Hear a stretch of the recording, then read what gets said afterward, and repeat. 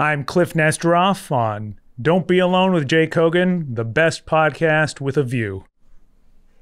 Huh? Don't be alone with Jake Hogan. Hi there, and welcome to Don't Be Alone with Jake Hogan. I am Jake Hogan. I am Jake Hogan, and don't be alone with me. Thank you. If you have any comments or suggestions that you'd like me to attend to, please write me at dbawjk@gmail.com, and I will write you back, and I appreciate it. If you have questions, listener questions, I would especially like it. But anything you have to say. I want to know how you're liking the show and what we could do better. If you want to send money, you don't have to, but if you want to send money in some sort of check or money order form, that's fine. Nobody should tell you what to do. If you have a passion for sending money to people who do podcasts, you should live your dream. I've always said that, and I still believe it.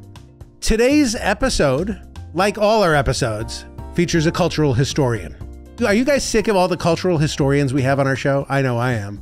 Kliph Nesteroff is on our show, and Kliph has written a book called Outrageous, and it is a document that is filled with stories about entertainment, American entertainment from the past, that shows that as much controversy as we think is stirred up with our lives and today and Britney Spears. What's going on with Britney? Is she okay? There's always been controversy, and Kliph has been spending a lifetime collecting stories, observing people, and documenting it, and that's fantastic. This show is, of course, me talking about my problems to smart, interesting people. So my problem to Kliph is a couple things. I don't remember anything. Kliph has a lifetime of stories. He remembers everything. I remember nothing. And when I do remember it, it's not exactly right, and it might be boring, and I'd make the world's worst memoir. But Kliph has managed to not necessarily live those things, just collect those stories and make a great book and a great memoir. So I'd love to know that. And then the other question is delving in the past and memorizing all those stories and all those things, is that more important than looking at the future? Maybe the past is not so important. Maybe we can throw away the past and maybe we can look to the future. And if I'm successful in this conversation, Kliph will no longer have a job. He'll just have to stop everything he's doing. We'll see if I can get there with Kliph. I'm not sure. He really is great at what he does, and he's very entertaining, and he's funny, and he's a delightful Canadian, like so many of the Canadians. We Americans could take a page from the Canadians and be less jerky. That's all I'm saying. I'm still a patriot, but come on, it's true. Anyway, thank you for being here, and we'll be right back with Kliph Nesteroff. Don't be alone with Jake Hogan. So Kliph, this is the first time you and I have met face to face. Yeah. But we're on an email chain together. Yeah, secret email chain. It's a very secret email chain with very high-level celebrities. Mostly it's Steven Weber talking about his balls. Right.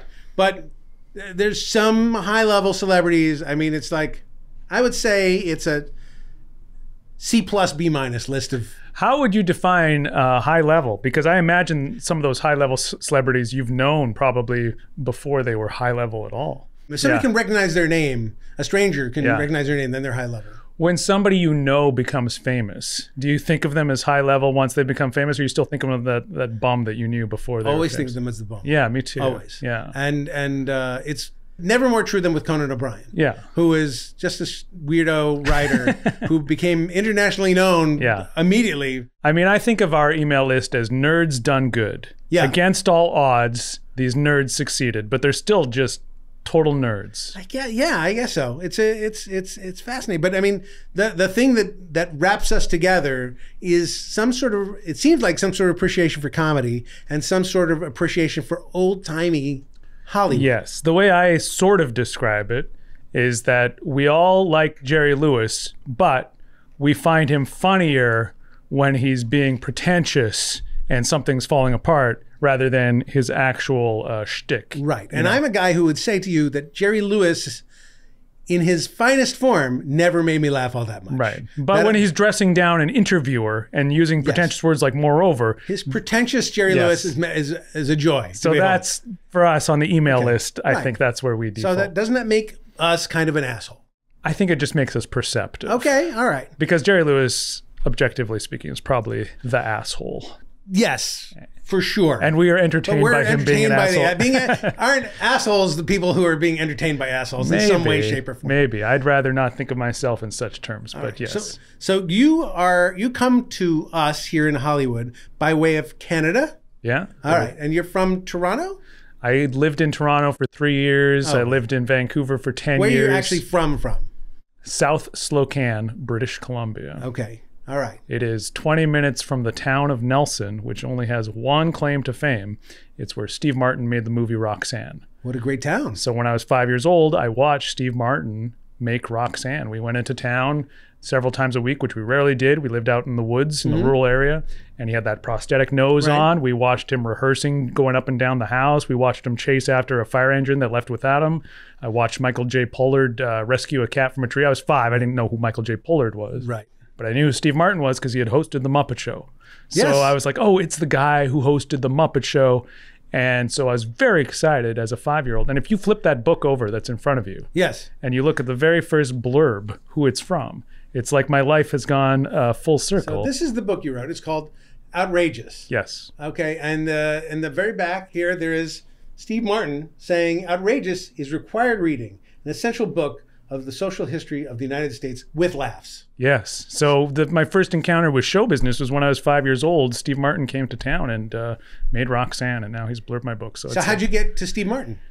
Back in 2006, I met Tommy Smothers. I was doing stand-up in Vancouver for several years, and then they had opened a casino there. And because it was brand new, they weren't filling the seats, but they were booking all the old-time acts. So Don Rickles and the Smothers Brothers. So whoever the woman was in charge of booking the shows or PR, she would message all the local comics and say, hey, do you want to come to the show for free? We need to fill some seats. And if you want, you can go backstage and meet Rickles and meet Smothers Brothers. I was like, yeah, of course. So I went backstage. I met Tommy Smothers.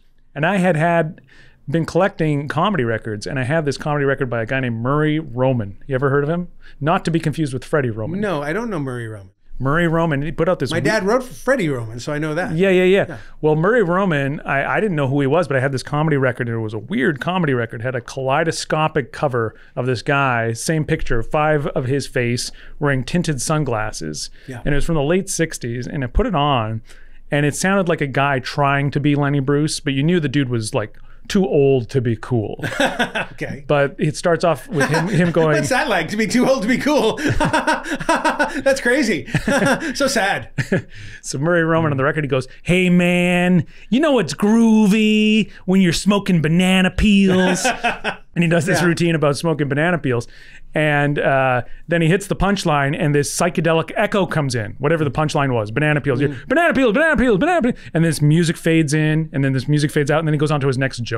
Wow. And I was like, this is a fucking weird comedy record. But the liner notes were written by Tommy Smothers. So I went backstage to the show. I said, I got this comedy record by this guy, Murray Roman. Who was he? And Tommy Smothers goes, he was a writer for us on the Smothers Brothers Comedy Hour, but he died young. He was an opening act for The Who. Wow. But he died like in a car accident, like in 71.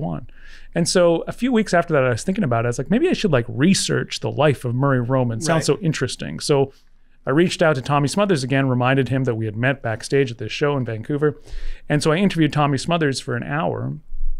And he goes, at one point, Kliph, who would really know about Murray Roman is Steve, because they wrote together on the Smothers Brothers show. I go, Steve? He goes, yeah, Steve Martin. Have you talked to him? I go, no, I'm 26 years old, a bum in Vancouver. I said, no, I haven't talked to Steve Martin. He goes, I'll call him. I'll tell him to call you. I was like, sure. Right. Never thought that would happen. Hour later, my phone rings. Kliph, yes, Steve Martin. Wow. And so I talked to Steve Martin on the phone for like a half an hour, and we're talking about Murray Roman. And he goes, who else are you writing about? Because I like a lot of that old school comedy. You ever hear of Jackie Vernon? I go, I love Jackie Vernon. So we start exchanging like Jackie Vernon lines.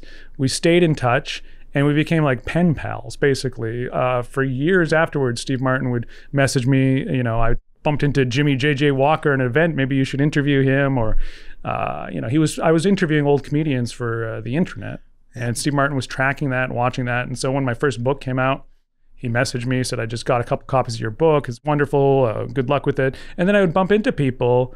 I bumped into Paul Schaefer in New York. I did a show with Gilbert Gottfried, and Paul Schaefer came up to me. He goes, hey, you're the kid from Canada, right? I go, yeah. He goes, yeah, Steve Martin gave me your book for my birthday. You know, so I'd hear things like that. So anyways, we've always stayed in touch all these years. I think Jackie Vernon, who is a classic, one of my dad's favorite jokes is a Jackie Vernon joke. I believe it's a Jackie Vernon joke where he said he was arrested in Times Square on New Year's Eve for loitering. Yeah. It's like, fantastic.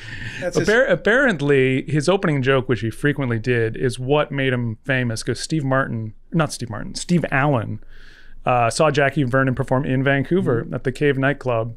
And, you know, when I'm describing Jackie Vernon to somebody, as I often do. That's how you get the chicks. Yeah, exactly. I quote his opening line. And for people that don't know, Jackie Vernon was a very dumpy looking dude, ill-fitting suit. He sort of had this bland face, 2 chins. Right. And he goes up on stage, and I think it was one of his first jokes, but he did it through his whole career. He addressed the audience and go, you know, you wouldn't know it by looking at me, but I used to be a very dull guy. And that opening joke just killed. And Steve Allen saw that in a nightclub and anointed him, brought him down to the Steve Allen show, and that was his big break. Okay, so let's take that joke. You're a student of comedy. Mm-hmm. Isn't that joke basically the essence of stand-up comedy, where a guy knows his persona and he highlights his persona and he works within the realm of that persona and then brings that character or observations with that point of view to the audience? Yes. And also it has to sort of be a visual, because you have to see what Jackie Vernon looks be like. That guy. It has to fit. Yeah, Tom Cruise can't say that and have it be a joke, because it's not really a joke on paper. Right. It's only a joke juxtaposed with his bland look. Which is why one of the many tricks of being a successful comedian and performer is figuring out the right persona that matches who you are and who you can carry off. I mean, the amateur comic sort of hack stock thing that most comics do, anybody who takes like a comedy class, you see the students, they always do this. I know what you're thinking. Did Bubba and Bubba have a baby? Right. I'm Bubba meets Bubba, whatever it is. It's always that. And, you know, I hate that. I cringe when I hear that, but it always seems to work for these these because bums. he's defining himself for the audience. Yeah. And now he can tell the next 5 minutes worth of jokes in persona of whatever that means. Right. Yeah. That's good. I was a stand-up comedian when I was a kid, and 16 years old, 17 years old, 18 years old. And the biggest trouble I had was, sure, I had shitty jokes and sometimes good jokes, but finding my persona. Because I was so undeveloped as a human to figure out what I was and what I should be. My best persona was something that was just pure bullshit at the very beginning, which is I pretended I was like a 60-year-old Catskills comedian. Yeah. And it was sort of like that was funny, but everyone knew it's complete bullshit. I think Andrew Dice Clay, whether or not he's really like that or not, there's some sense that people can believe he's like that. But you doing that persona, I'm going to guess, it was more successful initially than not doing the persona when you had an ill-defined personality. Yes, nothing. That bullshit was better than nothing at all. Yes, 100%. Because at least there was a definition to the personality. And the audience knew, okay, we can follow along with this at least for 5 minutes. I did exactly the same thing. And when I affected a persona, I played a hostile insult comic, it killed. But I did not have a definition as myself. And so it gave me a complex, though. I was like, they love the character. They don't love me. You know? Well, I take that any day of the week. They don't have to love me. As long as they love the character, that's fine. So you were a stand-up, but then you became a journalist, kind of? I mean, you are a journalist. You're a writer. Well, it was accidental. As I was sort of leaving stand-up slowly, there was no room for advancement in Vancouver whatsoever. I just started I did actually a cut and paste zine, like with a glue stick and, you know, like punk rock style. And I interviewed an elderly comedian for it named Woody Woodbury. The zine was more about records. And so this guy's records were in all the thrift stores, Woody Woodbury's Laughing Room, Woody Woodbury Standing Room Only. And all of them were recorded, according to the back cover of these comedy LPs from the 60s, which I would find in flea markets or whatever. All of them were recorded in Fort Lauderdale, Florida.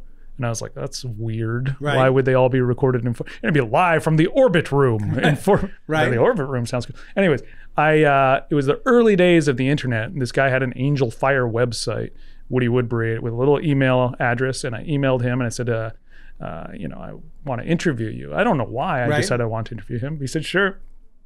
And I had to get like a cassette recorder thing with a special adapter to plug into like a landline to do it. And I interviewed him, and he was really interesting because for me, I couldn't understand why his records were in every thrift store. This comedian, I'd never heard of him. Right. Never been on TV to my knowledge, never seen him in a movie, anything, not even in an Ed Sullivan compilation, nothing. Just Woody Woodbury.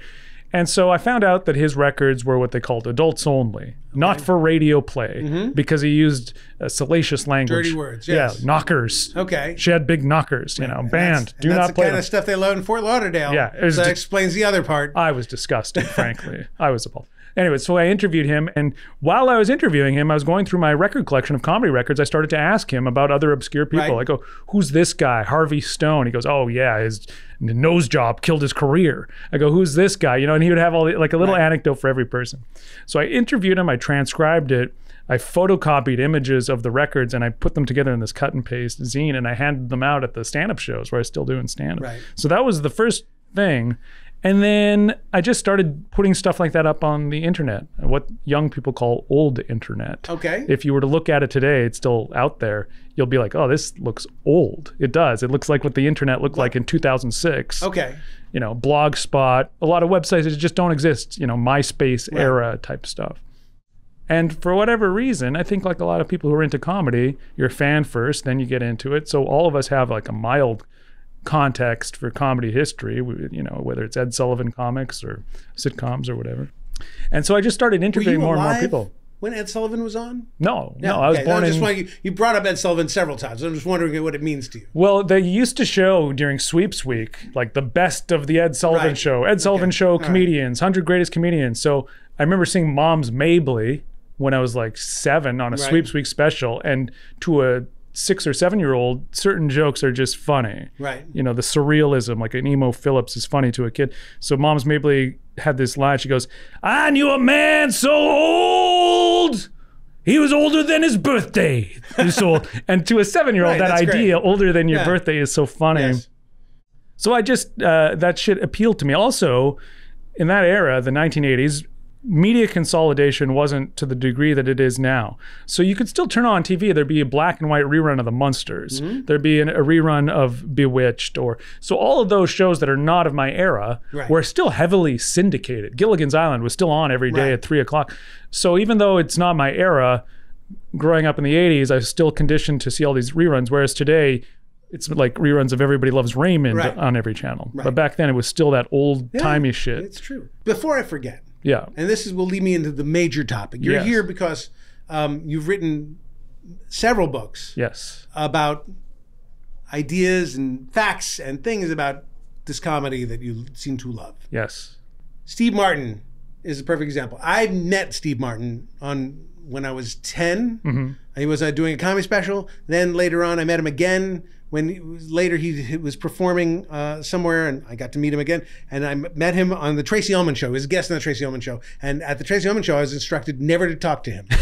Don't talk to Steve Martin. Yeah. Don't ever talk to him. And of course, I was like, I've talked to him before. I thought it was okay. But I guess in general, he didn't want to be bothered by people, which is fine. It was ruled just for you. Only Jay is not allowed to talk to him. But that's a story. My story is Steve Martin is something that I wouldn't know or care to put down. It's a fact that existed, but I don't keep track of this stuff all that well. Yeah. You keep track of everything. Yeah. And this show is called Don't Be Alone with Jake Hogan. Yeah. It's about me describing my problems. Yes. And one of my problems is my life worth remembering? Are those details, those facts worth putting down? You've dedicated a great deal of energy to put down facts in history and stuff down. This is part of what you do. I do none of that. But do people jog your memory? Like, do you not? You just did have you been to Comic-Con? Like, do people come up to you and say their favorite episode of The Simpsons is one that you wrote, and then you remember the details? Or do you have no recollection even when somebody... Half the time, I definitely know the episodes, but sometimes they'll cite a joke. Yeah, and have no idea what I may or may not have written. You know, it's a big staff. Yeah. Or a moment that happened after I left the show, but the script was still made, where I wasn't involved in the design of the joke or something like that. And sometimes, yes, I'll remember, and sometimes I won't, but it kind of doesn't matter. Like, The episode's out there. You like it, you don't like it, you know. Yeah, but let's face it, you were there for what people consider the greatest era of The Simpsons, the funniest era of The Simpsons, the best episodes of The Simpsons by any objective standard. Even those who love it still today would say that. They're not judging it on an even playing field. The newest, freshest version of The Simpsons is going to be perceived funnier because it's something they've never seen before. The version that was 40 years after it started is going to be, oh, I know what that is. But I think by any objective standard, I remember. No, here's the objective. I remember when the writers' room flipped. I don't know what season 6 or something. All the writers were different suddenly. The whole tone of the show changed in my perception, and I was like 14. And I was like, what the fuck happened? Like I was mad at The Simpsons because the tone had flipped. So I had already discerned that was, you know, the golden era. But then looking back at it, it still seems like it. I feel like you could take an episode that was made this year and go back in a time machine and show it to somebody in 1990 or whenever, and they would think it's a great episode. Really? Yeah, I think so, because I think that it's a great restaurant in a good location that everybody got used to. Maybe. And so it's just a little harder for people to, but maybe I'm wrong. Maybe I think I don't want to say that I'm not the greatest writer in the history of mankind. I think though the people who watch that era, they remember the names of the writers. They remember Jay Kogan's name. They remember Jeff Martin's name. We paid more attention, I think, in those days. There was just like, it was like, who are the people that are making this show? It's these people. Now, since then, there's been dozens, hundreds of writers to pass through. I have a premium sponsor thing that fans of The Simpsons could join to get in conversation with me if they like. It cost $50,000. And so far nobody has signed up, but I thought if I was that popular, some fan would sign up, but nobody, they don't care that much. That's what I'm saying. Well, $50,000, yeah. Yeah, but you know, you get my phone number, we'll have dinner. Hey man, I had your phone number out there. I couldn't get a hold of you. I know, I don't know. It's easy, but I'm easier to get a hold of. It's very strange. I do have a bad memory. First of all, I don't have I live more in the present than I do in the past.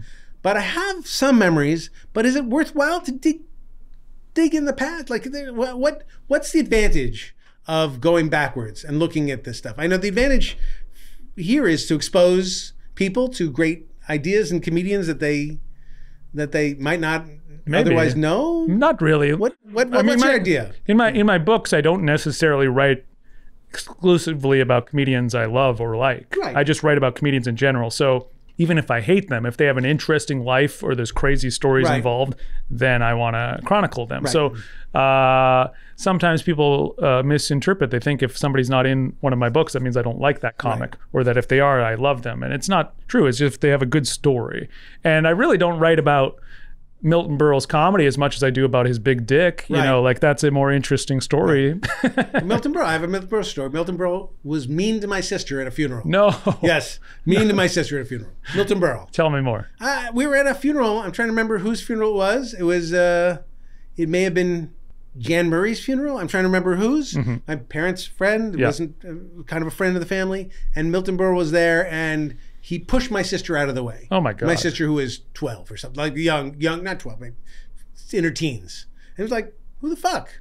Who pushes a young girl out of the way? Well, Milton Berle does.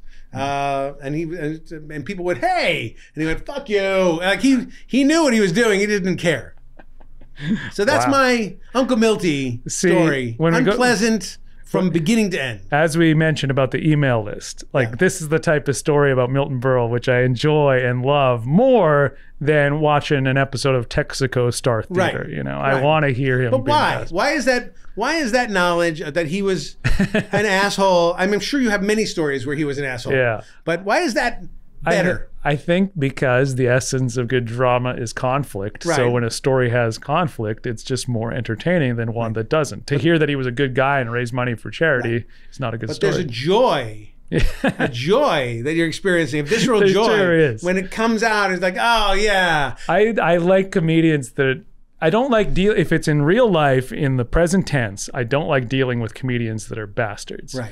But if they're in the past, I enjoy it. And a lot of these old guys that I would interview, they were all bastards, but On stage, they weren't. So Shecky Green and Jack Carter and Will Jordan, they would get on stage and be like, wonderful audience, wonderful audience. Right. They get off stage and go, those fucking cocksuckers, Right. fuck them. And I was like, I just love that. Also, they would complain to me that these fucking kids today with their goddamn 4-letter words, these motherfuckers, they don't know how to tell a clean joke, these cocksuckers.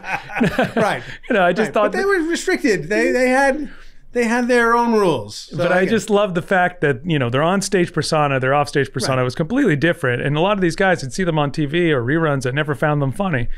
Then I'd hear them off stage, they're hilarious. Who was the comedian who you found the least funny in on stage, but funniest in life? Jack Carter.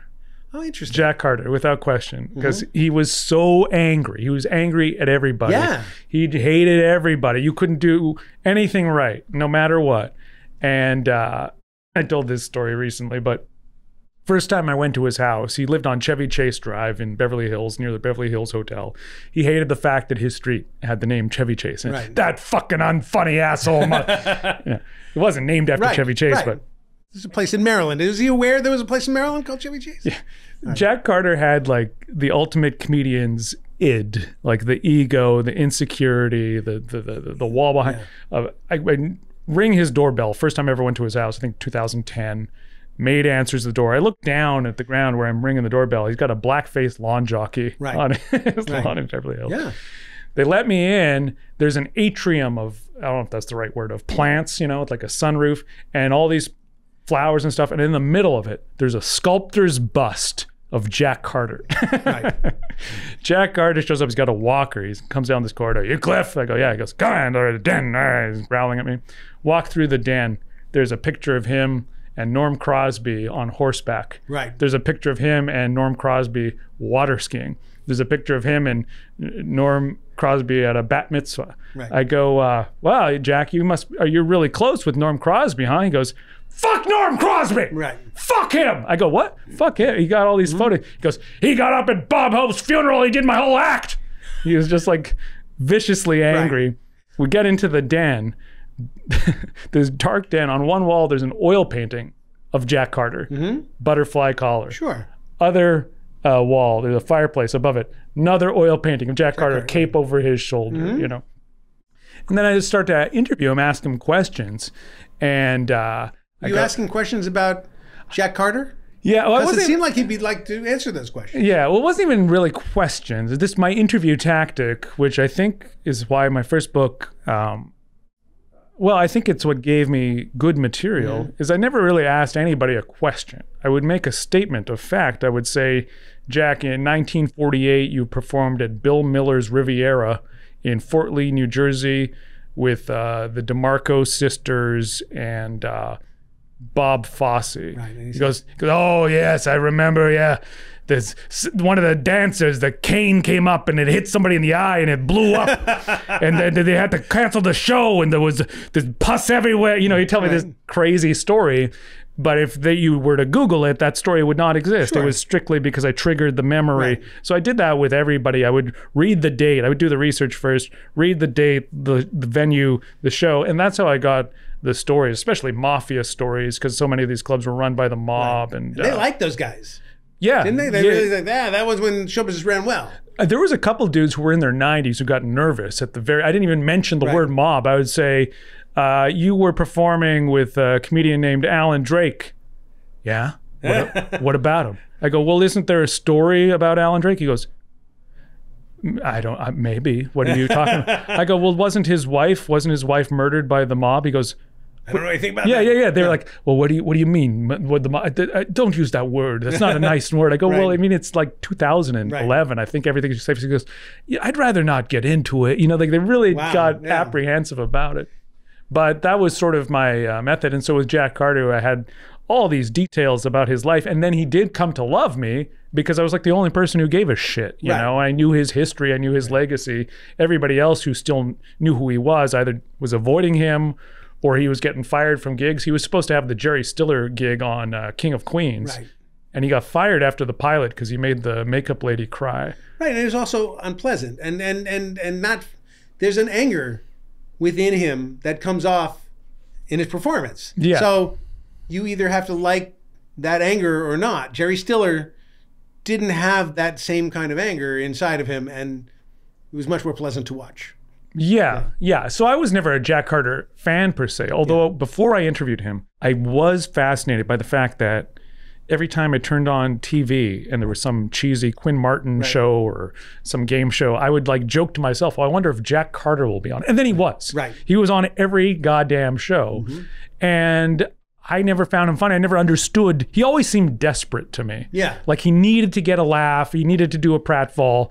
And if that didn't work, he would do another one. Pratfalls? Well, on game shows, he would do shtick. On Password, they would have this thing where the word would pop up and you'd have to read it. And he would grab that and wouldn't let it go down and stuff. In fact, he did a game show called Pitfall in 1980, and he almost lost his hand. It had a moving set that went up and down like elevators, and he was trying to do shtick where he was keeping it from falling down, and his arm got caught in it.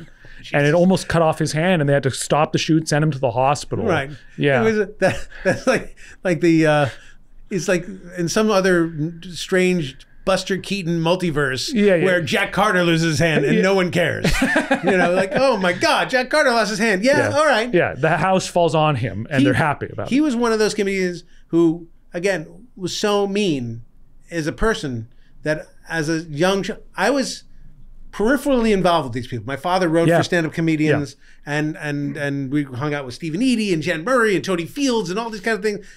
And there were comedians who were just mean. Yeah. And as a little kid, you can sense mean. Yeah. And you want to have nothing to do with them. Milton Berle was fucking mean. Yeah. Jack Carter was mean. Norm Crosby, delightful. Yeah. Jan Murray, delightful. What about Jackie Mason? Delightful. Really? When I met him, 15 years old, he was backstage at Dangerfields, I'm a comedy nerd. So big fan of comedy. It wasn't just my parents. I was listening to records and studying these guys. And I went backstage to meet Jackie Mason. And he, like all these guys, greeted me in his underwear because they all take off their pants between shows. So the crease stays creased. Seinfeld apparently still does that, yeah. It's insane. What the fuck are they doing? But I don't know. I met Bob Hope in his underwear. I met him in his underwear. And he shook my hand and he talked to me about comedy. And he was, talk like Jackie Mason. But he was gentlemanly in a way that I did not expect. And I don't know. And years later, I wrote a part for him on The Simpsons. Right. Krusty's dad. Is that the one? Yeah. And he was also delightful and great and nice. So did he remember you? No, not at all. Yeah. But just sweet as can be. Yeah. So I have nothing bad to say. What did you find that other people's experiences were differed? So in my first book, I never met Jackie Mason. I don't think, anyways. I never interviewed him. Right. But in my first book, I would ask, when I interviewed comedians, I'd ask them about all the other comedians, even though I kind of knew what the answer was. I was like, tell me about Jack Carter. Right. Tell me about Shecky Green. And then I had, a collection of stories. And every person I asked about Jackie Mason, it was all old school comics of his era. They would say the same thing. Funniest person in the world, as a human being, piece of shit. Like everybody, piece of shit was like a real common phrase. Okay.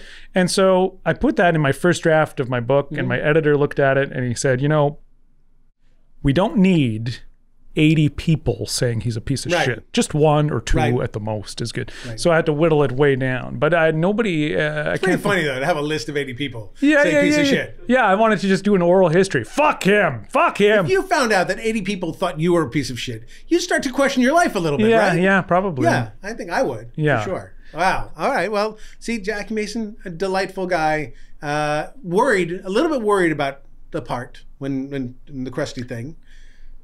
But to know the character was concerned, but never in a way that he said he wouldn't do. What was he concerned about? I don't think he wanted to come off poorly in terms of representing Jews poorly. He was afraid it would be like a stereotype? A little bit of a stereotype, and also just he wanted to be a good actor, like actually good at the acting. Because just say the words. He wanted to feel it and do it. He cared about it. Huh, interesting. So, yeah. Have you ever seen The Stoolie? It's a movie from the early 70s. John Avildsen, long before he made Karate Kid. made this movie called The Stoolie, Yeah. and it stars Jackie Mason, and it's a drama. No, He plays this loser who's addicted to gambling and sleeps with prostitutes. It's filmed in Miami. And, you know, early 70s movies are always the bleakest, Right, saddest sure. era of Hollywood cinema. And this is no exception. Right. It's one of the most depressing. But it is fascinating because it's Jackie Mason. And he's like got beard growth through the whole thing. He just plays as a degenerate. He's really good in it. Yeah. It's no comedy whatsoever. Why do you think comedians are such good actors, straight actors? Because I think overall, if Yeah. you took a group of people and say, I'm going to make you an actor, even though it doesn't seem like it's exactly your craft, Yeah. and you put them in a movie, 90% of the time they're great. Yeah, I don't know. I don't know if it's universally true, but I think maybe it has to do with our lack of expectations. That we don't expect them to be good, so maybe they come across even better. Whereas if they were strictly a dramatic actor, maybe we wouldn't be so laudatory because we would expect them to be even better. Maybe. I don't know. People used to always say that Milton Berle was a great actor. I don't see it. Like I'd see him in a drama and he just seemed like Milton Berle trying to be Yeah, an I don't actor. see it with Milton Berle, but I absolutely see it with Don Rickles. I Yeah. absolutely see it with... Well, Don Rickles went to the American Academy of Dramatic Arts. Right. He wanted to be an actor Right. before he decided to do stand-up. So for him, it was like he initially thought of himself much more as an actor who was doing like stand-up in his spare time, and then it Right, reversed.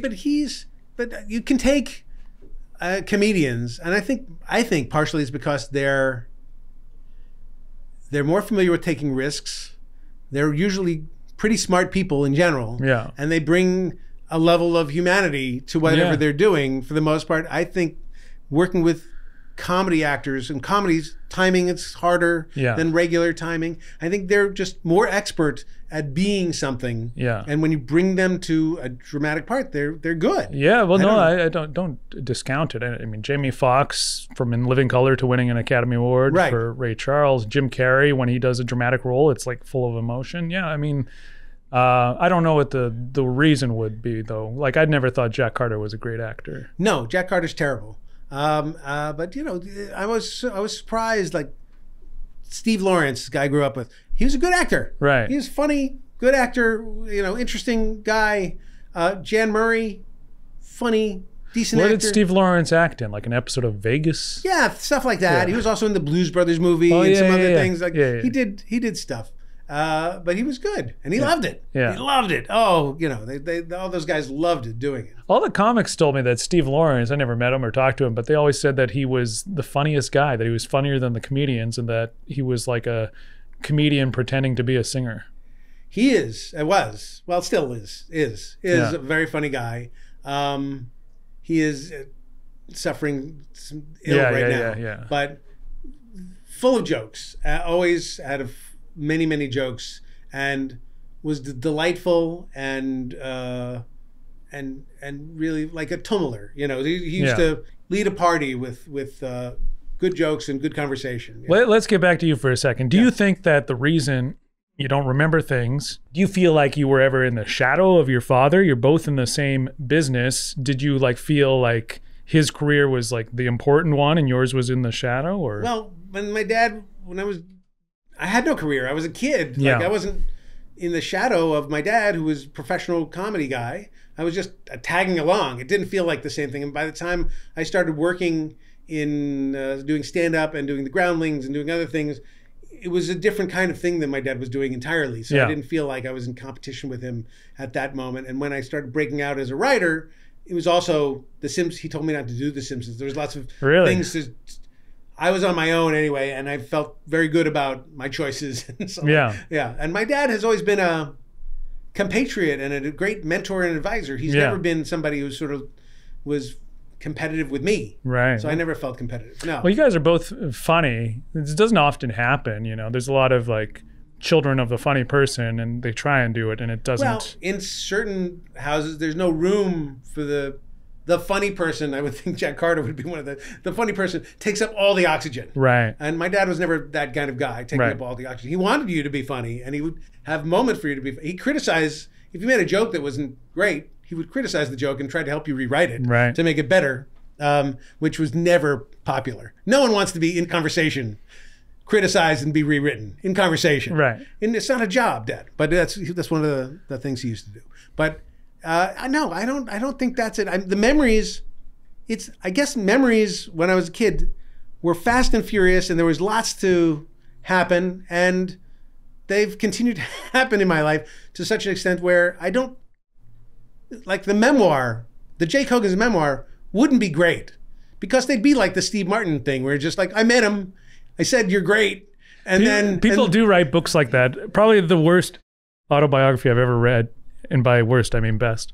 Bobby Boris Pickett, the guy who wrote Monster Mash. He's a friend of my cousin's. Yes. So the only thing Bobby Boris Pickett ever did was Monster Mash. Right. Like that's his claim to fame. Sure. But it kept like rebirthing. It hit #1 in the charts when it came out, and then it was reissued in the early 70s, #1 again. Like it was a graveyard smash. It was a graveyard smash. Yeah. And so he wrote a memoir, the Bobby Boris Pickett autobiography. And first chapter tells the story of Monster Mash. Yeah. But then there's like another 19 chapters. Right. And I'm not making this up. One of the chapter ends with, watched Jerry Maguire last night. Great movie. That's great. Yeah. That's so great. Maybe that's what your memoir. I guess, but that would be a horrible memoir. It's like, yeah, I met, at the Cabernet Show. I remember going out to the Cabernet Show, and it was terrific. Yeah.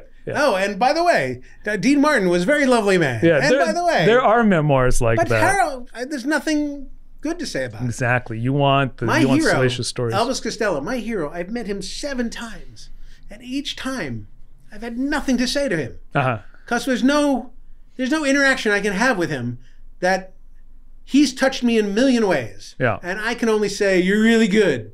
That's it. It's not impressive like Elvis Costello, but I've met, I'm sure we both know him, I've met Phil Rosenthal 25 times. Right. All 25 times he's meeting me for the first time. Has no recollection of who I am. Okay. All right. But and how do you feel about that? It makes me feel like it's a put on. I'm like, how could you not remember that we met with Tony DeSana the other day, or with George Slaughter the other day, or with Carl Reiner? I never expect anyone to remember me, ever. I am always offended when somebody doesn't know who I am. Why? I have no Why? idea. Because you remember everybody. I think it's because I got a little bit of Jack Carter in me. it's arrogance, it's ego, it's pomposity. If somebody in comedy doesn't know who I am, I get a little bit offended. I'm like, yeah, how could you not have read my first book? Everybody's read my first book. Right. Which is a terrible thing to think. But it's also like my entire definition of me. But it's insane. But it's also like who defines who I am as a person. So if you don't know it, it's almost like I don't exist, Interesting. So if I took all those books away, and took all that thing, and you walked into a room, would you feel like I'm naked? Would you feel like I'm not me? Yeah, I would feel like a little bit worthless. Yeah, they define my self-worth. Okay, and compliments define my self-worth. So when this new book came out, and I got a mixed review in the New York Times. Other people were like, congratulations. I like, what do you mean for what? I got a bad review. But it wasn't necessarily objectively a bad review. It was like one thing in there that says like repetitive or something. I was like, and then I turned into Jack Carter. You fucking motherfucker, how dare you? Even though the rest is like complimentary. I zero in on the... Hold on for a second. So aside from being a writer, who are you? I'm totally at a loss to answer. Well, talk about it. What aside from being a writer, what else are you? Do you have friends? Do you have...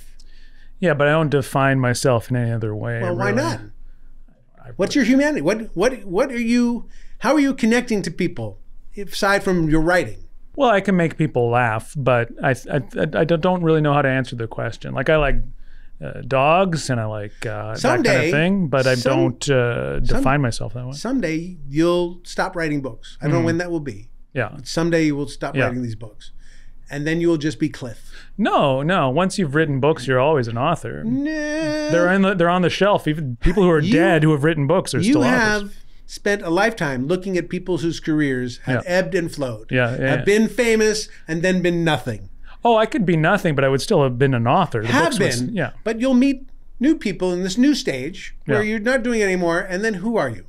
Oh man, this is supposed to be about Jake Hogan. I know, but I'm saying I'm trying to define myself. I'm trying to figure out who I am now. Yeah. Who are you? That's a fair question. I'm Arnie Kogan's son. That's all right. Yeah. It's not a bad thing to be, but I'm just saying like that. If you only define yourself as this writer and only acknowledge people who acknowledge you and your work, then you're denying a whole section of yourself. I don't think so. I think they're intertwined. So sometimes I get the reputation of somebody who works hard, because I've published 3 books and there's been 2 books in 3 years, but it's not work at all because it's integrated into my everyday life. So I'm writing about things I'm passionate about. I want to watch Jack Carter doing shtick on a game show with Marty Allen, regardless of whether I'm reading, writing, or researching. Right. So it's an outgrowth of who I already was somebody who was obsessed with movies and TV shows and music. And so I'm never working. I'm always researching inadvertently. So before I started writing books, before I started researching, somehow I knew about these things already. So I sort of followed that path. And then when I did that interview with Steve Martin and Tommy Smothers, like, they were so into what I was doing, and even though I was a bum. And so it just gave me that sort of undercurrent, spiritual undercurrent of like, okay, you're following the right path, because people are, and then I would interview people over the phone. I remember I interviewed George Schlatter, creator of Laugh-In. And the easiest interview to get in the history of mankind. Yeah. He's on the phone right now. He wants to talk to you. Yeah. Very gregarious dude. But we're talking about Moms Mabley, because he wanted me to... as you do. Yeah. Well, like you do in 2005. Yeah, 2009. Yeah. He would track me down, actually. He phoned me. He wanted to do a documentary, which they did, a documentary about Moms Mabley with Whoopi Goldberg. And I had written a thing about Moms Mabley. And he phones me, he goes, "Jesus Christ, you cocksucker, how do you know so much about moms? Like, how old are you anyways?" And at the time I was like 29. He goes, "29? Jesus Christ, I took a shit that's older than you. What the hell? God damn it. Well, are you in New York or Los Angeles? Where are you? You in New York or LA?" I go, "I'm in Canada." He goes, "Canada? What the fuck are you doing in Canada? Are you some sort of goddamn Mountie? What the fuck? You gotta be in Hollywood. What the hell are you doing?" Anyways, people started to say that to me. They're like, "Why are you in Canada when your expertise is like Hollywood? Maybe you should be in Hollywood." So I took that as like a sign that I was like doing the right thing, that I'd follow this path. But it was never like a career choice. It was just the passion, the outgrowth of what I was already doing. But you're meeting people. When you start entering into that world, you're meeting other people. It's like the email chain. Like-minded people who see the beauty/horror in a certain thing. Yeah. And the expertise that you bring to that, the insight that you bring to that is great. But I get the feeling that it's also for a sense of belonging to a certain group. Like, well, certainly. I mean, when you do comedy, especially when you're funny, as you know, you have an instinct that you are funny because you're making people laugh. Then when you start to do stand-up, then you either have that verified or not, and you start to realize immediately who your people are. Right. You're like, oh, these people get me. They're also funny. Right. And they laugh when I talk. You know, it's not going over their heads. Right. They're not upset about it. And then you meet other people, you're like, oh, I'll never be as funny as that dude. That dude's the funniest dude. Right. But then you see these other people who've been doing it for years, and you're like, well, I'm funnier than them. Right. You know? So you do. Well, you compare. That's comparing yourself. That's not necessarily. But it also, but it was like a sense of belonging. I was like, for the first time, here's a bunch of people that are at the same level of like funniness, whereas previously working a job, you're usually the funniest person at the job. Now suddenly everybody's equally funny. So it was. Comedy was definitely a sense of belonging and community, and more than that, validation of the instinct that maybe I have the ability. Isn't there a sense, like you've become this guy, now you're in the world of, you know, in our email, like, I'm not allowed to say who's in the email chain, but there are comedians that you know now who are very cool and have been doing it for years, and some who are doing it now for the first time. And you're in that world of those people. And I know a lot of people who are, you know, from a podunk town in Canada, who are, Dave Foley being one of them, who's like saying, I love show business. Like, show business was so far afield from where I was coming from. To arrive here in whatever form and be part of that community feels like its own fulfillment. Yeah, totally, totally. In fact, the blurbs that are on the back cover of the book are more important to me than anything else, because that's like endorsements from major heavy hitters, and that's like, if I feel insecure or if I feel down, I can flip the back of the book and look at that, and it's a reassurance that I'm good. You know? So it's Tom Papa, and it says it's Judd Apatow and Bob Odenkirk. Yeah. Okay, and Steve Martin. Yeah. Those are three pretty big names. Yeah, that's pretty good. They also blurbed my previous book as well. Those same three people. Now, so Odenkirk. Yeah. He's a dramatic actor. What the fuck do you want with him? I was just thinking that, like, when you were talking about comedians who are good actors, he, I guess, is the number one modern example of the guy who went from goofball to serious. Bryan Cranston is a pretty funny actor. Yeah. Comedic actor for years and years and years, who became a Tom Hanks, bosom buddies. Who would have ever thought? I know. Fantastic. Great dramatic actor. Yeah. They're Michael Keaton. Yeah. Amazing dramatic actor. Yeah. These are people who hone their chops in comedy. Yes. There's something about that, I think, that's not coincidental. But I'm getting back to you. So now this world of making fun of people is a little smarmy sometimes, right? It's like, I do it all the time. Yeah. So I'm not judging. Yeah. I'm just saying there's something about acknowledging the shittiness of show business and still being in show business, like, you know, making fun of it. It's like, I feel like it doesn't happen enough anymore. Yeah. You know, like you look at the things we grew up with, SCTV, Right. SNL, Mad Magazine. That was really sort of the first era of showbiz about showbiz, ridiculing showbiz, comedians mocking comedians, especially those that are older than them. Right. I don't see it as frequently. You would think that somebody as famous as Joe Rogan and as famous as Dave Chappelle would be two of the most commonly mocked targets. Right. And if this was the 70s with SCTV and SNL, they would be. Yeah. You know, they mocked Jack Carter, Rusty Warren, Sammy Davis Jr., you know, whoever was the establishment of show business were completely mercilessly roasted on SCTV and SNL. There's an episode of SNL, I don't know if it's the very first season, but it's a Weekend Update. I guess it's not the first season because Bill Murray is the newscaster on Weekend Update.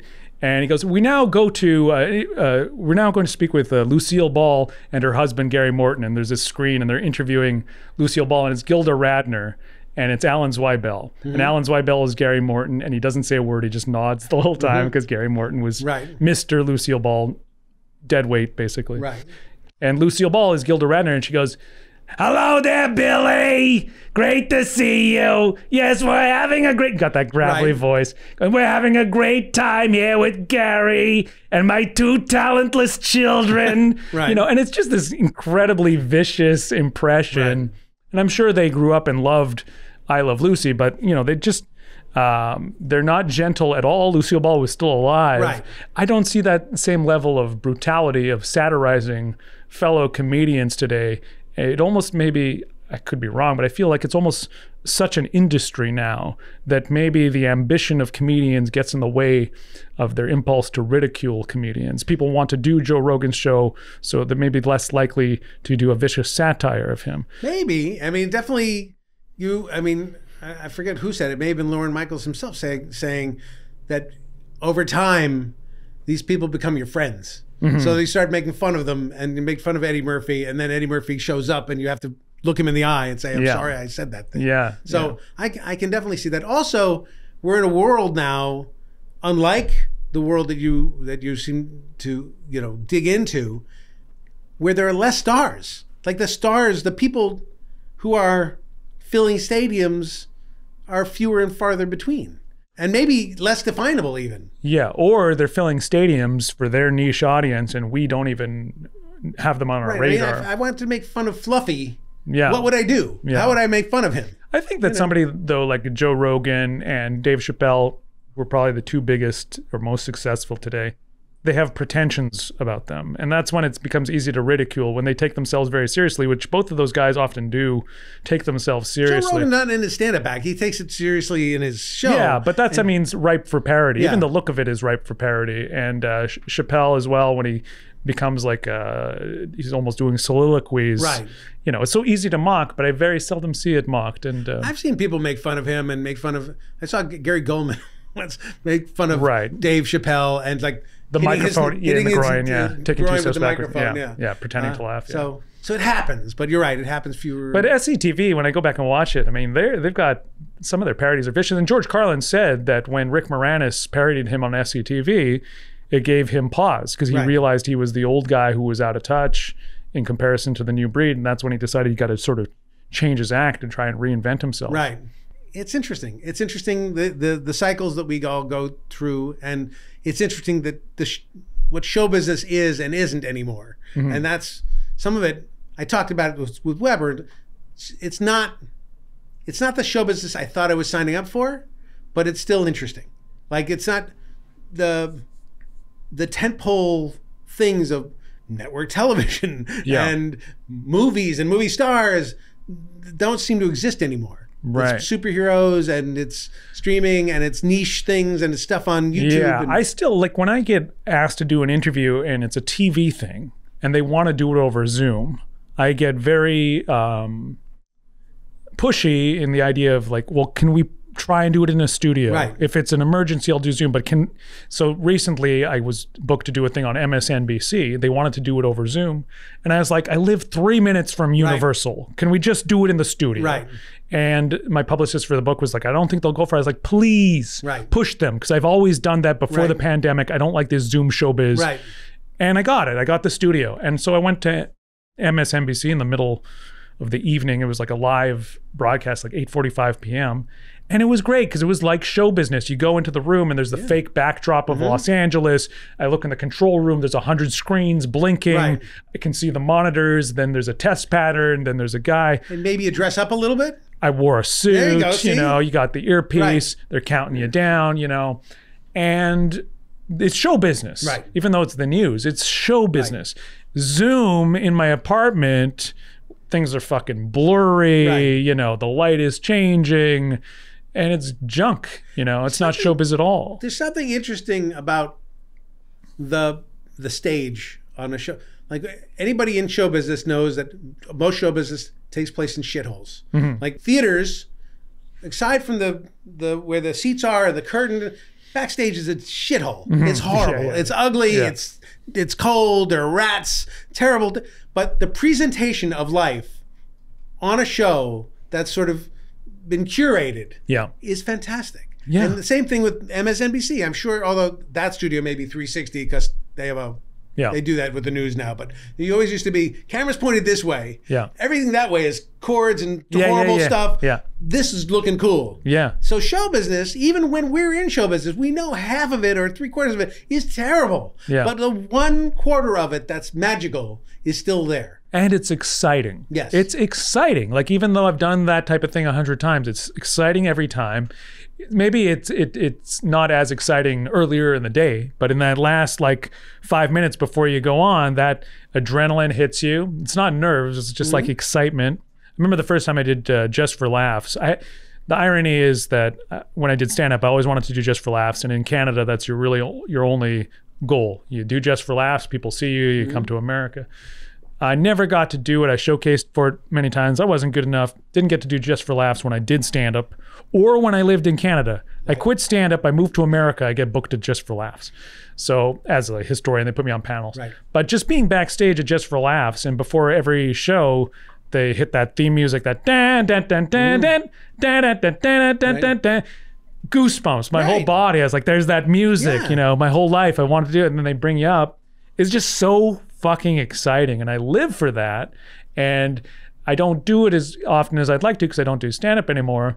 But the idea that we wouldn't have that at all and it would all be on Zoom, it was like a very dreadful Do you have idea. A fantastic memory? Do you remember everybody and everything and all these things that you have to write stuff down? How do you, are you encyclopedic, or is it? I guess I remember things that are that I care about. I also remember. That explains Phil Rosenthal.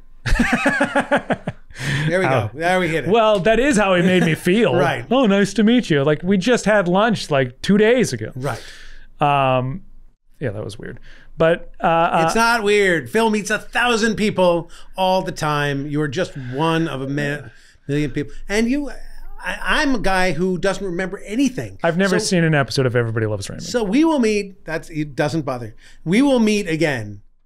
We were in the hallway. It passed you. I didn't know I was supposed to see you. I was looking for somebody else. Not because I don't love you and I aren't excited about this, but it's sort of like, you're unprofessional. Where's my brain? Yes, exactly. I'm unprofessional. Where is my brain? My brain is missing. I'm missing portions of my brain. I have a memory only for things that are really during formative periods of my life. So something completely benevolent, movies. I remember every movie I saw when I was a teenager what time of day it was on TV, what channel, what I thought of it at the time. And then I've still watched lots of movies. I can't remember anything. People ask me, what have you seen lately? And I'm like, I don't know. Right. But I've saw like 100 things and I don't remember any of them. But those formative eras, I remember Lost Weekend, Saturday night, 8 p.m., PBS, KSBS affiliate, Spokane, Washington, 1992. Remember every detail. Great movie too. So yeah, my parents' basement. I remember what it looked like. But I remember the shitty movies when I was a teenager. I went Bingo Long, The Traveling All Stars, and Motor Kings. I was watching it last night or 2 nights ago at 3 a.m. I hadn't seen it in years. It was like, I know exactly every line that's coming up next, every line. And yet, there's so many things in my life now that I don't know and can't remember. And is it today Tuesday? Yeah. I don't know. Well, that's of course Alzheimer's. Yeah, that's exactly that could the be problem it. of Alzheimer's, that your long-term memory is much better than your short-term memory. Well, I always remembered your name from the credits of The Simpsons. Okay. I remembered your father's name from the credits of Empty Nest. Wow. Yeah. That's so sad to me. Yeah. That's my dad's worst credit, Empty Nest. When I was a kid, I denied he even worked on Empty Nest. Well, I remember my brother, who was a little bit older than me, we were watching Empty Nest and it said written by Arnie Kogan, and my brother was like, from Mad Magazine? He knew him from Mad, and I knew him from Empty Nest. Mad Magazine was a good credit when I was in elementary school. Carol Burnett Show was a great credit when I was at elementary school. Then the Donnie Marie Show, which he did not far after that, was okay with some people and embarrassing with others. And I had to really then watch the credits. The Bob Newhart Show, great credit. So that was interesting to follow. Bob Newhart Show or Newhart? Both. Oh. Both. And purely coincidentally, both shows I appeared on. Really? I don't know how that happened. No, it's a complete. Were you Daryl? No, I was not Daryl or Daryl. But my father nepotized me into both shows. Well, that's cool. Yeah. No, it's fun. I don't know if it's cool, but it's fun. I think it's cool. Yeah, I mean, I've been on a TV set at all is always cool. Yeah, I think. I agree with that. So now, should I dedicate myself to caring, as you say, the things you remember, the things you care more about? I don't want to call this trivia, but stories, show business stories. Should I care? Tell me why I should care more about these show business stories, some of which I lived through, others which I've just heard from direct sources.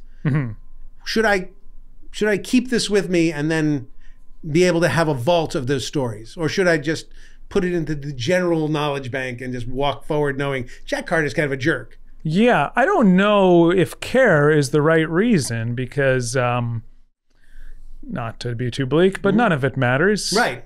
Jack Carter's career, I'm fascinated with it, but it doesn't matter. Sometimes I'll be on a news show. They ask you real lofty questions. Right. Kliph, why is comedy important? And I'm like, I don't know. Like, is it? I mean, my mom doesn't have much of a sense of humor, and she seems to live just fine without it. Right. So it's only important because you enjoy it or that it's fun. Right. So if it's fun for you to remember these things, if it's enjoyable, then it's important. And if there's no fun in it and no enjoyment in it, then it's ultimately not relevant at all. What, aside from comedy and showbiz, what's the second most thing you're passionate about? I like nature. Okay. The outdoors. All right. Moving to California was a huge. I mean, you never meet a Canadian who will complain about California or Los Angeles. You meet New Yorkers, you meet all kinds of Americans, political people. All they do is complain about California and LA. No Canadian ever does, because we know that how special it is to have sunshine, to have access to good weather. Are you a hiker? Do you go hiking? Where do you hike? Anywhere, everywhere. I walk the dogs through the Hollywood Hills. I know all of the Hollywood Hills by foot. I know all the secret paths, all the little passageways. I live not far from the Long Goodbye Tower, the Robert Altman's Long Goodbye, that weird elevator thing.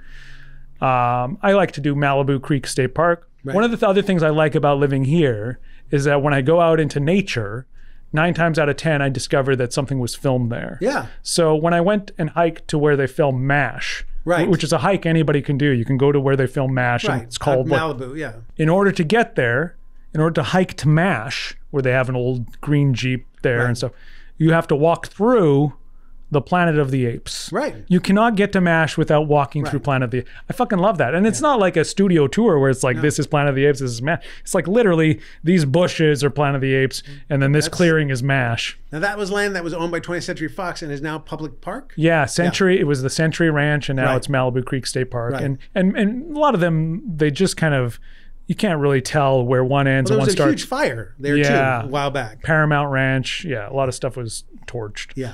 But I like that. I noticed that right away when I moved here. I recognized the dirt. I was like, oh, that dirt reminds me of Herbie the Love Bug. Wow. That sandstone reminds me of the Fall Guy. Right. These bushes look like the Dukes of Hazzard, but wasn't that filmed in Georgia? No, it was filmed in Malibu or the 30 Mile Zone or Vasquez Rock, Santa Clarita, Duel. Steven Spielberg's Duel. Right. That movie might be the reason I moved to California subliminally. Right. You wanted all the joy those people in Duel. I was like, I want to die in a fiery crash. Yeah. No, but just the road, the way it looked, I was like, and the first time I went through Antelope Valley on the way to Palmdale, I was like, this looks like Duel. It looks like Duel. And then I look it up, it was where they made Duel. Yeah. So that brings me joy. Yeah. Nature, the combination of nature with film history brings me joy. It seems antithetical. Like nature should be that thing, and showbiz, and to be fair, showbiz, like you're saying, they're warehouses. Like that's the warehouse that something was filmed in, or that's every now and then you see the steps, the piano steps of Laurel and Hardy, or something. You see things that really existed, but most everything. Well, you consider My Small Town, its only claim to fame is that Roxanne was filmed there. Whereas if it was filmed here, it would be meaningless because there's thousands of things filmed here. But I took that sense of wonder that I had there where Roxanne was filmed here and brought it here. Right. So I know that the next block over, there's another building like this, and they filmed a movie called The Narcotics Story, an anti-marijuana scare film where people are on the corner down here pushing reefers. Right. I like that. I see that Winchell's Donuts over here. I go, oh, it reminds me of an episode of Adam 12. I think you'd recognize this building if you were a bigger fan of porn. Honestly. Oh, really? Yes. Oh, yeah. Which porn were you in? Oh, not me particularly. Not yet, anyway. It hasn't been released. Oh, your father. But soon. Title's coming soon. Yeah. I can't say the title on air because was it an Empty Nest parody? It's too offensive. Yes, exactly. Really? Which porn was made I don't here? know. Which decade are we talking about? I just feel like every time I walk up these stairs that there was so many rapes in this building. I just feel How do you know this? I don't know it. I sense it. It's like I'm like the Sixth Sense.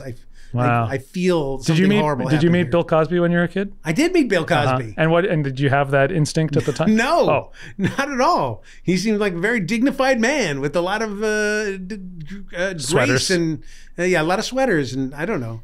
No, he seemed cool. So maybe your instincts are not sharp then. So maybe there wasn't porn made here. Maybe not. But I don't know. It's something creepy. I want to know which porn was made here, though. I'm making it up. I don't know. What? I don't know. It's not real. I don't know. It's a show. I'm making it up. I've walked past the Wonderland Murders house where John Holmes was slayed in Laurel Canyon. Right. Good times. Yeah, great times. Take a picnic basket and just sit out in front and I went back and watched the first pornography I ever saw in my life. Like I saw when I was 10 years old in the neighborhood. There was a rich family that had a satellite dish, and the father would, with a VHS tape, porn off satellite dish, and then the kid would steal it and it would circulate around the neighborhood. So the first pornography I saw was like 1986 pornography. Right.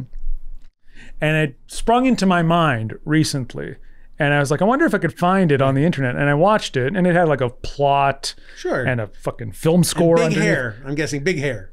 Yeah, but not up here. Well, everywhere. Yeah. Big hair everywhere. But it was called My Wife is a Call Girl. Okay. And it starred this guy, Randy West. And the plot line was that he's a salesman, and there's a big salesman convention coming to that town that weekend. So he's telling his wife, I'm not going to be around because of the big salesman convention. Right. But what he doesn't know is that when he leaves, all the salesmen are coming to his house to fuck his wife. His wife. And who is the wife? I forget her name. All right. But he does know. Okay. And that he's not going to the salesman convention. He's going to hide behind a tree and watch all the salesmen fuck his wife. He loves that. He loves to watch his wife get used. So that's the premise of My Wife is a Call Girl. Yeah. So I rewatched it recently, and I start watching it, and the first scene, which I had seen 1,000 times as like a 10-year-old, too early to be watching porn. I'm watching it, and I go, I mean, hearing the guy, he's having sex with the lady and he's saying all these dirty things. You like that? And then I start to realize he's saying all the things that I say when I have sex as an adult. Wow. I would have been brainwashed by this 1986 pornography and had no knowledge that I had been brainwashed. I say the things that I heard in Bing Along, Traveling All-Stars and Motor King. Like, who want to hit this invite pitch is what I scream out in the middle of the and you hum like ragtime music. Yeah, more soul music, but it's fine. Whatever. But isn't the opening credits like one of those there's all these movies from the 70s that have like a 1920s like cheeky music. It was in the a opening Motown credits. produced this one, so the music was pretty damn good. I had the soundtrack. I thought it was weak. Pretty awesome. I thought it was weak. Cliff, we haven't really solved my issue of why I'm not more like you. I should be more like you, but I'm not. Well, I'll lend you a copy of My Wife is a Call Girl. Okay, and we'll figure that out. That's fine. But I'm a fan of your work, and I'm a fan of you. Thank you. And I'm glad that you're in my social circle. Yes. And that's pretty cool. Yeah, and we do have a cool social circle. Yeah, so that's pretty awesome. And the sense of belonging that you might have from coming from your town in British Columbia, that I have coming from my town in Encino, which wasn't that far from, is the same. Yes. I always wanted to be part of something like this. Yeah. I feel like this is changing, but still want to be part of something. It is changing, but there's still things that are exciting, and you still meet people that impress you. Yeah. You know, and people that disappoint you. Yeah. And like now, I disappointed you right here and right now. Well, I mean, I wouldn't go that far. I mean, I didn't Phil Rosenthal you, but I thought this was Arnie Kogan's podcast, but I wish. Let me ask you a question. Sure. You can cut it out if you want. I won't. Yeah. Okay, your dad is hilarious, I think. I think so too. His hair. Yeah. Is strange. Yeah. Is he aware of his hair? He's doing the best he can. He's not wearing wigs or anything. He's got weird hair, curly, it's colored strangely. Curly Jew hair. Yeah, he gets it dyed. So comedians and comedy writers are perceptive about what looks ridiculous in the world. Are they but they sometimes lack the perception about themselves being ridiculous. I feel like his hair looks slightly ridiculous. If he had... I'm not putting him down. No, I understand. If his hair was gray, I think he would look in the mirror and hate himself. Mm-hmm. And so he prefers to have black hair. And sometimes, admittedly, he's gotten a bad dye job and it looks kind of purple. And he's like, Dad, it's not good. You got to get better. So we made him get better hair dye. You've intervened. So he's better. But he's got a thinning, curly Jew hair, and so that he's like moving it around his head. Like I have no hair. Yeah. He's trying to move it around in his head to make it work. Yeah. And then also dyeing it. I don't dye my hair. Like I've learned some lessons from my father. I'm just gonna let it go natural. But it's interesting that you say that, and it's interesting that he's maybe known for that. I don't know that, but I don't think he's known for that. But I mean, I always find it interesting. This is so true in comedy, pretty much across the board. Comedians who are so perceptive about the world around them tend to lack some self-awareness about their own. Well, that's true of everybody. People convince themselves that their plastic surgery looks good, or that their toupee looks good, or that they've been they look microscopically at themselves in a micro way, not a macro way. Yeah. Where it goes like, okay, yes, I'm going to have surgery on my mouth, and my skin will be put. There won't be any wrinkles, but they look like cats. And some of it must have to do with conformity as well. You see other people with that look, and then you get it as well, even if it doesn't look good on anybody. I can't imagine that anybody thinks it looks good. Plastic surgery looks different today than it did 30 years ago. It's horrifying. And so there's got to be some sort of conformity going on where it's like, yeah, give me that, what those other people have. Yeah, maybe. I don't know. I think that women especially, are falling victim to whatever makes me look younger in this one micro area. I will do, regardless of how it makes me look overall. Mm-hmm. So I don't know. It's very strange. Let's not end on that note. Well, we won't, because we have a viewer mail that we have to answer. Let's do then it. We'll end. So here's a viewer mail. First, we'll listen to our theme. Now it's time for listener mail. Here it is. It's from it's Teresa, Rose's mom. So my son goes to school with this girl named Rose, and Teresa we've become friendly with, but she wrote a viewer mail. She listens to the show, so I'm going to read it. Can you help settle debate about adults who carry backpacks? And this woman lives in Alaska, Teresa. Lovely woman. Many lovely kids. So I didn't need to say that. The question isn't going to make you think she's not lovely, but it's fine. Can you help settle the debate about adults who carry backpacks?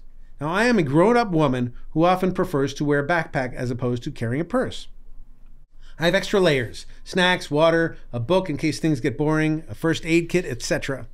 It has been brought up to my attention that perhaps an adult who wears a backpack is not presenting as the most stable individual. My question to you and your guests would be, are there instances where it is or is not appropriate for an adult to wear a backpack, and what do you think they are? Is it unequivocally a poor choice?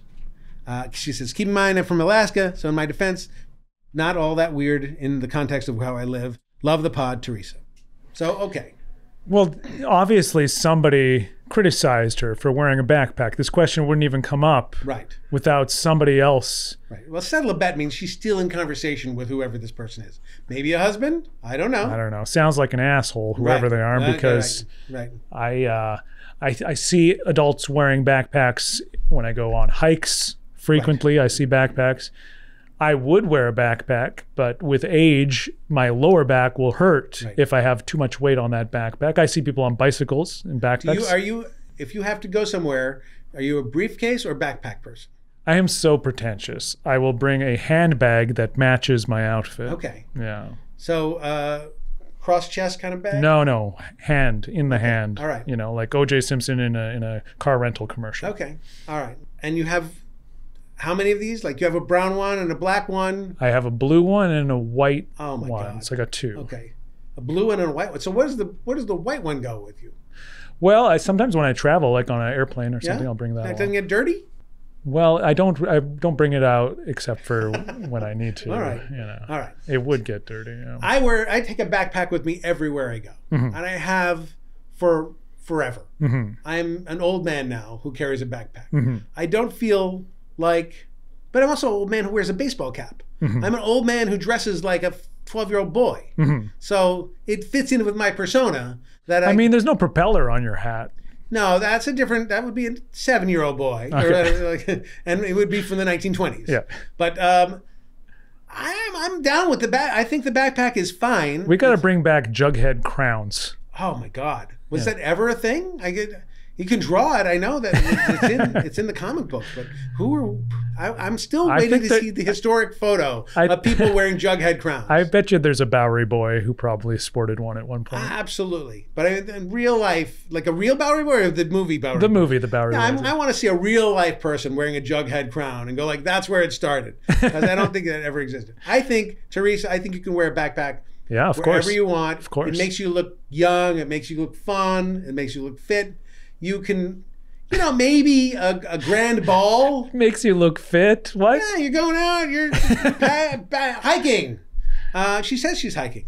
So Yeah, they're very functional. Why would a I? glamorous evening at a fancy ball, you probably shouldn't bring a backpack. Backpack, in my opinion, I know that these have had a resurgence, but a backpack preferable to a fanny pack.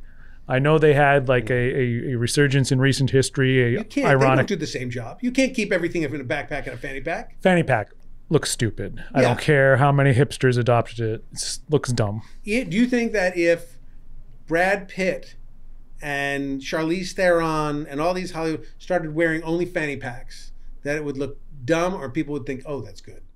I think a lot of celebrities did start wearing fanny packs, and it does look dumb to me. It was a trend that came and I think it's already waned since then. But I mean, I thought it looked dumb in the original version. I had a 1988 Batman licensed, Michael Keaton era fanny pack. And you're just advertising where your wallet is for any thief to come and steal your fanny pack. My wife is very obsessed with seeing the outline of my wallet or my phone in my pockets. How dare you? She thinks, are you insane?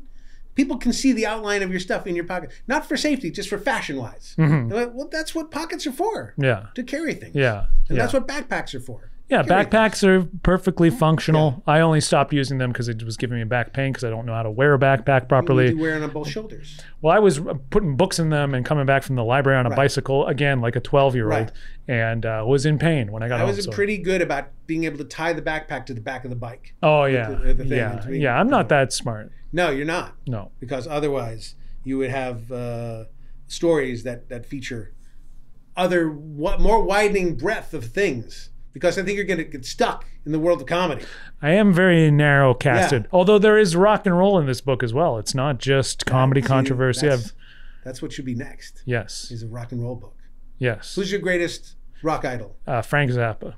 Fantastic. Do you know Moon Unit? I don't know her. Okay. I know Mark Maron, my friend, knows her, but I don't. No, but I was always a big Zappa fan when I was a teenager. I was into punk rock, and then I started to hear Zappa, and his philosophy was sort of punk rock before punk rock, Right. this sort of like questioning of authority, and just, he was super perceptive, and his idea that he would ridicule people who were engaged in any type of conformity, even though hippies loved him, and he put out a whole album mocking the conformity of hippies, it just spoke to me. So you're a rebel. I get right now, I get it fully who you are. You're a rebel. Really? Yes. You are a rebel. This book is about being a rebel. It's about taking things that people might think otherwise and shedding rebellious light to. That's true. I do try to contradict the prevailing wisdom. And same thing with your rock and roll idol, Yep. and it's about rebellion. So you're a little angry, but you're trying to do a service. Well, I am a little bit angry, but I never present it. I don't think anybody has ever seen me angry. I just saw it. No, I you just saw it within you. No, you didn't. No, you didn't. God damn Well, it. that's good. And you're channeling your rebellion in an interesting way. I think that's very cool. Thank you. Oh, that's awesome. I'm so not a rebel. That's the problem. I'm such a conformist. So What would you rebel against her? everything. Yeah. Everything. No, but I mean, I don't know. I mean, there's part of me that thinks I throw it all away and just live a different life. And If your dad wasn't a comedy writer, would you be a comedy writer? I never wanted to be a comedy writer. I still don't. Yeah. So no, if I'd be a comedian, I'd be a performer, but I'd be in show business. But is that why you are who you are? Because of your dad's influence? Partially, Yeah. because I wanted to gain his access to his love, and his love is hidden in humor. I find that so interesting, that the fact that you both two different generations, same business, Chris Elliott and Bob Elliott, and then Abby Elliott. Right. I find that so interesting when the family tree follows. Because there's all these other family trees where it's not as successful. Buddy Hackett and Sandy Hackett, this is not the same category. Jackie Mason, Yeshiva Mason, he sued his own daughter when she was. Some things are. There's also whether you have certain abilities to carry that forward. Chris Farley, the Farley brothers. Yeah, he's trying his best. The brother is trying his best. I remember seeing them open for Norm Macdonald once. Yeah. And the audience had goodwill for the Farley brothers for the first 5 minutes because they were just enamored at the fact that they looked like Chris Farley. Right. But then as the act progressed and there was no laughs coming, the audience was no longer charitable. The novelty of them looking like Chris Farley wore off. And I remember... They realized we're really here for a really long show. Yeah. And I remember they finished and I'd never heard such tepid applause. Packed house and hardly anybody applauded. You never saw my act. If you saw my act, you would have heard. And I never saw my own because I was on stage. But when they left the stage, Norm, every comedian that comes on stage after the act, they keep it going for you. Norm literally had to keep it going, not even keep it going. Start applauding, please, for the Farley brothers. But yeah, so there's that charity of being related, I guess. But in your case, the fact that both you and your father are funny, I don't know. I just find that so compelling, so fascinating. I have one more Emmy than he does, so I can feel good wow, about really? myself. Yes. I have one more Really, Emmy. really. So were most of his Emmys for a Carol Burnett show? And most of your Emmys were for? I have 2 for Frasier, 1 for The Simpsons, and 1 for The Tracy Ullman Show. So the Fraser one, the second Fraser one put you over the top. Cha-ching. Yeah. Right there. Boom. In your face, old man. So his last Emmy was a Carol Burnett episode. Right. There's never been one since. No. And your last one was an episode of Fraser, and there's never been one last since. win. My last nomination has been much more recent. Oh, okay. Okay. I still find that fascinating. I love that comedy lineage. Yeah, me too. I love it. I'm a big fan of The family business. The family business, and I know many people who are in my position. Friends, my dad's coworkers who are then now in show business themselves and have kids. Well, John Turteltaub is Saul Turteltaub's son. The David Cohan is Buzz Cohan's son. Oh, really? Yeah, I mean, there's lots of people like that. Gingy Cohan is also Buzz Cohan's daughter. Is Saul Turteltaub born in Canada? I think he might be from Montreal. Maybe. I get a lot of the Sauls confused. Saul Ilson, Saul Turteltaub. There's all these. Yeah. I don't know, but there's literally so many children of comedy writers and comedy people who are now in their own right and now have their own kid. My kid. What happened to all the Sauls? There used to be Saul Sachs, Saul Turteltaub, Saul Ilse. Every comedy writer was Saul. Jewish names go in and out of fashion like all others. When's Saul coming back? It's due. Herb and Saul. We need them. Anyway, thank you for being here. Thank you. This was a pleasure to have you. Everybody, please check out his book. It's called Outrageous. It's by Kliph Nesteroff. He's Phil Rosenthal's favorite author. That son of a bitch. 25 times, not even exaggerating. No, I understand. And it's really great.